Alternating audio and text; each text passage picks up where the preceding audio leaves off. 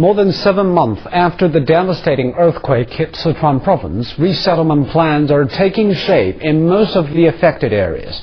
In our second story of our special series, Revisiting Wenchuan, Han Bin takes us to one village to see how things are unfolding. As he finds out, though China has won world acclaim for its efficient rescue and relief work, it's relocation and resettlement that poses the biggest challenge. Building homes, the start of resettlement. Farmers from Matou village are being relocated here in a different style of housing suggested by the government. The design comes from Taiwan architect Xie Yingjun.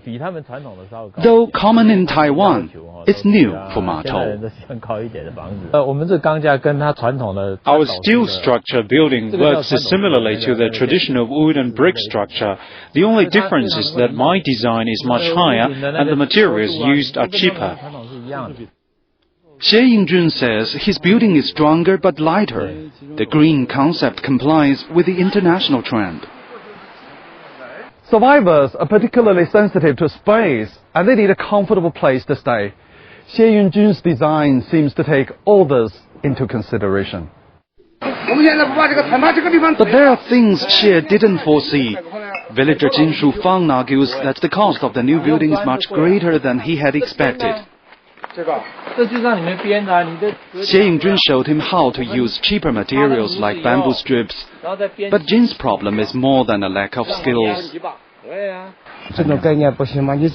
I don't like this concept, but I can't oppose the relocation program of our village.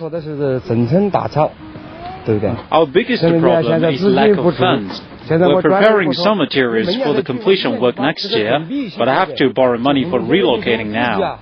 Jin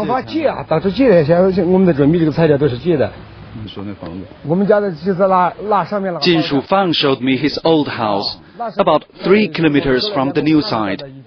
Most villagers like him have lost their farmland, the basis of their livelihoods as farmers. Even when their new homes are finished, they have to go elsewhere to find work. The village head says farmers are reluctant to leave their old houses. Rebuilding takes time, and money is always a worry.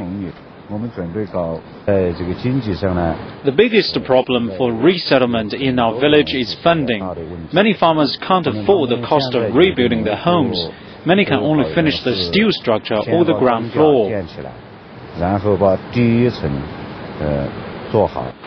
Until building is finished, the villagers have to live in these shacks. The government has provided about 1 million temporary homes. Most are like military tents, and most survivors have to make do with them for years. But villagers here in Matou have making things into their own hands to suit themselves. Jin Shufang built this shack by himself. It's damp, small, and cold. But it holds all 5 of his family members. They managed to salvage some of their belongings. The May earthquake has changed their lives forever. Matou's mountain location means resettlement depends on villagers themselves. Jin Shufang hopes this will be the only winter they spend here. He dreams that support from the outside could help warm up their lives. Han Bin and Li Wei, CCTV, Sichuan Province.